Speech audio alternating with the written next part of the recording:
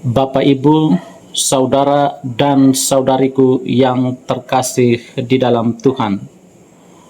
Motivasi kehidupan dan refleksi dari Injil Lukas bab 1 ayat 26 sampai dengan 38. Bapak, Ibu, saudara dan saudariku yang terkasih di dalam Tuhan.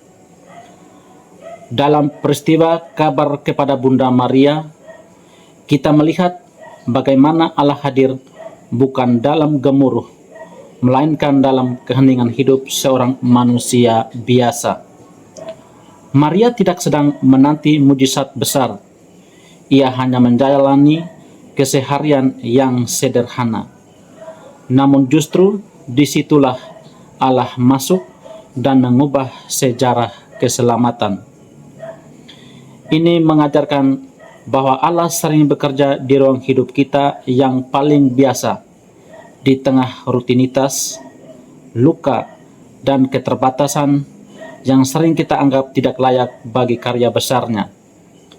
Maria terkejut, takut, dan bingung. Sebuah reaksi yang sangat manusiawi. Ia tidak berpura-pura kuat, tidak menutup kegelisahannya, tidak menyembunyikan ketidakmengertiannya.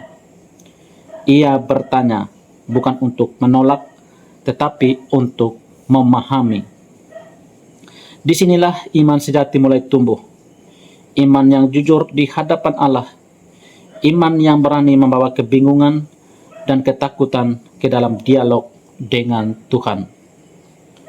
Ketika malaikat berkata, "Jangan takut," itu bukan sekadar kata penghiburan, melainkan undangan untuk percaya bahwa Allah lebih besar daripada segala resiko yang akan Maria hadapi.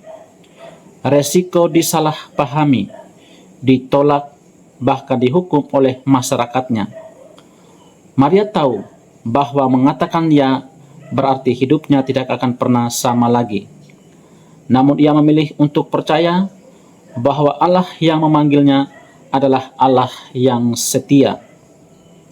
Maka kata "sesungguhnya aku ini hamba Tuhan" bukanlah kalimat pasif, melainkan keputusan batin yang matang, menyerahkan masa depan, reputasi, dan seluruh hidup ke dalam tangan Allah. Ketaatan Maria bukanlah ketaatan buta, melainkan ketaatan yang lahir dari cinta dan kepercayaan yang mendalam. Dalam diri Bunda Maria, kita belajar bahwa iman sejati tidak menghilangkan salib, tetapi memberi makna pada salib. Allah tidak menjanjikan hidup yang mudah, tetapi kehadirannya yang setia. Kehidupan rohani seringkali menuntut kita untuk melangkah ke wilayah yang tidak kita pahami, memikul tanggung jawab yang terasa terlalu berat, dan menerima panggilan yang melampaui logika kita. Namun justru di sanalah hidup kita menjadi subur di hadapan Allah.